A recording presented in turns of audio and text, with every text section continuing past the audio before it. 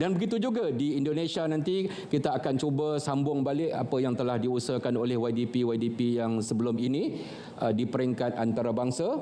Tapi saya nak fokuskan bahawa kita nak pastikan dulu rakyat Malaysia semua ini merasakan keindahan Islam itu, keindahan dakwah itu, sehingga mereka yang bukan Islam bila tengok pendakwah dia tak lari, dia tak takut. Malah bila dia melihat pendakwah dia terasa walaupun dia tak nak masuk Islam lagi, tapi dia terasa kemanisan dan keindahan itu. Alhamdulillah, kemanisan, keindahan Islam tu yang perlu kita sebarluaskan. Datuk Haji Nakai, satu perkara juga yang saya ingat bila kita buat sambutan 50 tahun ni, sebagai orang yang jadi setiausaha kertas kerja awal, apa impian Datuk kepada gerakan dakwah di Malaysia ni? Datuk nak tengok dakwah Islam di Malaysia ni jadi apa? Sebelum itu saya lihat dulu bagaimana berlaku kebangkitan Islam di dalam negara kita, iaitu hasil daripada dasar kerajaan meletakkan atau memasukkan pengajian Islam itu di dalam mainstream pendidikan nasional. Maknanya setiap anak-anak Islam akan mendapat pendedahan dari segi pendidikan Islam dan pelajaran Islam di sekolah-sekolah sampai pada tingkatan 5 dan seterusnya di peringkat universiti. Kesan daripada itu lahir golongan-golongan yang mendapat pendidikan akademik tetapi juga berjiwa Islam.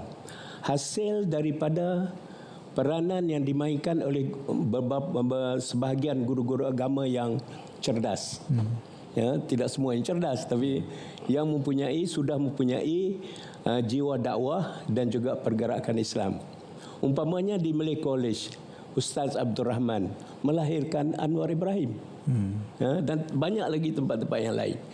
Dan dengan sebab itu apabila mereka sampai ke universiti maupun ke luar negara, mereka sudah pun ada jiwa Islam itu di dalam dada mereka. Kemudian golongan ini diserasikan dengan golongan pelajar-pelajar lulusan agama, membentuk satu gerakan yang mencetuskan satu kesedaran Islam. Jadi Islam itu tidak hanya dipahami oleh lepasan sekolah-sekolah agama, tetapi juga oleh semua pelajar-pelajar generasi baru yang sudah pun ada jiwa Islamnya. Dan di sinilah yang mencetuskan gerakan 70-an dahulu, di mana golongan-golongan yang mendapat pendidikan agama dan mendapat pendidikan akademik bergabung untuk menggerakkan Islam.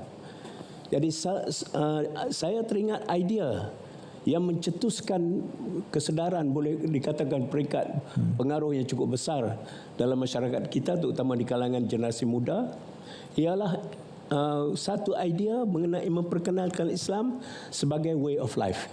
Islam sebagai cara hidup. Sebelum itu masyarakat kita memahami Islam itu hanya ritual.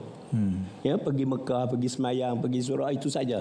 Tapi apabila digerakkan suatu pemikiran bahawa Islam itu adalah way of life dan syumul, maka disitulah bangkit kesedaran sehingga mempengaruhi dasar-dasar kerajaan.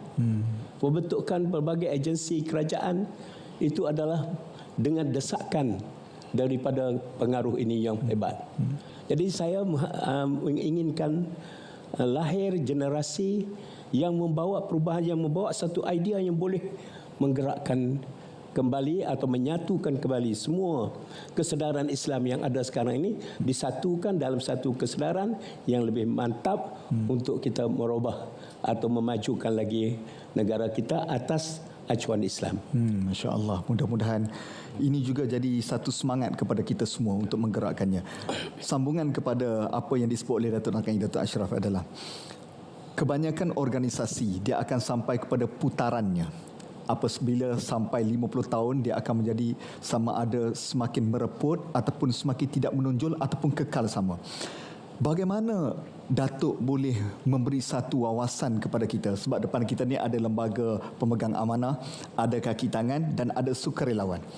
Apa lonjakan yang perlu dibawa oleh Yadim supaya Yadim ini menjadi kebanggaan negara dan kebanggaan ummah, Datuk?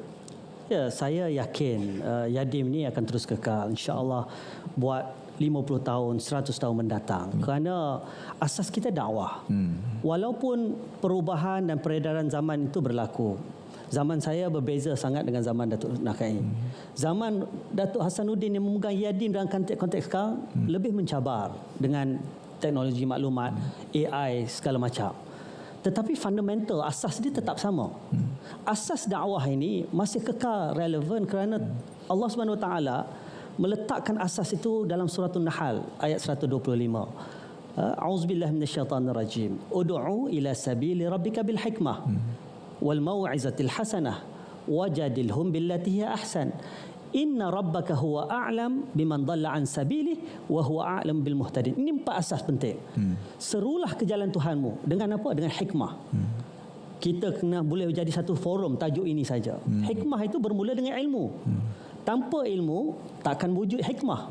Orang yang berilmu belum tentu berhikmah. Tetapi asas dia adalah ilmu. Kalau hanya mengharapkan TikTok, tak mungkin kita akan capai tahap hikmah. Contohnya. Yang kedua, ilmu saja tak cukup, hikmah saja tak cukup. Yang kedua, wal mau'izatil hasanah. Islam ini disebarkan dengan cara pengajaran yang terbaik. Kita kena pastikan umat Islam, pendakwah dalam pelbagai aspek, ya, Yadim sebagai badan yang menyelaraskan ini, kita nak melahirkan lebih ramai lagi idola-idola, role model, tokoh ekonomi hebat. Ambillah tokoh-tokoh korporat yang hebat, tonjolkan mereka. Jangan nampakkan hanya tokoh yang pandai berbicara saja, tetapi tokoh-tokoh yang membuktikan dalam perniagaannya hebat. Ini kita boleh tonjolkan. Mau'izah hasanah dari segi ekonomi saja, dari segi sains dan teknologi, dari segi apa juga bidang. Itu yang kedua. Yang ketiga, wajadilhum billati ahsan. Ini penting. Kita hari ini duduk dalam dunia yang begitu kecamuk. Masing-masing berhujah. Tetapi bagaimana kita nak menanamkan dalam pemikiran kita, gunalah pendekatan mujadalah dengan cara yang terbaik. Tetapi ingat, apa juga usaha kita ini mesti disandarkan kepada akhir sekali Tuhan tutup dengan inna rabbaka huwa a'lam. Sesungguhnya dia sajalah yang tahu. Sama ada orang yang kita dakwah itu, mad'u kita, target grup kita itu sesat daripada jalannya atau mendapat hidayah daripadanya. Bukan kita yang menjadi penghukum. Nahnu du'ath la qudah. Nahkum bi zawahir wallahu yatawallas sarair. Hanya Allah saja yang tahu apa yang dalam lubuk hati dia. Siapa kita nak mengatakan dia ikhlas tak ikhlas nak kepada Islam? Siapa kita nak menghukum orang ni separa Islam, orang ni tahap dia 50%, orang ni tahap 60%. Itulah yang akan menceramukkan, yang menyerabutkan dunia dakwah yang sepatutnya kita suburkan untuk kita melariskan jualan agar orang melihat Islam ni sebagai satu produk yang begitu menambat hati mereka. Wallahu a'lam.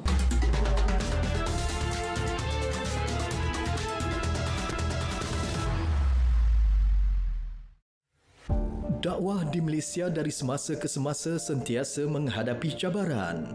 Kemerdekaan negara telah meletakkan Islam di tempat yang tinggi sebagai agama rasmi negara. Pertambahan bilangan penduduk dan keragaman mad'u serta penggunaan teknologi maklumat yang meluas di kalangan pelbagai peringkat masyarakat yang membawa nilai tertentu adalah antara cabaran yang menanti para pendakwah. Penubuhan sesebuah organisasi yang diiktiraf amat penting malah merupakan nadi utama dalam memartabatkan dan mengembangkan syiar Islam di persada dunia, khususnya Malaysia. Melalui platform dakwah yang selari dengan peredaran zaman dan perkembangan teknologi terkini, Malaysia mula mengorak langkah pada era tahun 70-an dengan menubuhkan organisasi Islam dan kini berkembang dengan pesat sama ada di peringkat agensi kerajaan atau badan bukan kerajaan NGO yang berperanan dalam usaha gerakan dakwah kepada masyarakat di Malaysia. Kita perlu merasai bahawa dakwah dan tarbiyah ini merupakan tugas asasi kita. Tanpa dua perkara ini, maka pincang dan hilanglah roh dakwah itu. Firman Allah Subhanahu wa taala yang bermaksud, dan siapakah yang lebih baik perkataannya daripada orang yang mengajak kepada Allah dan beramal soleh dan berkata, akulah antara orang yang menyerah diri. Surah Fussilat ayat 33.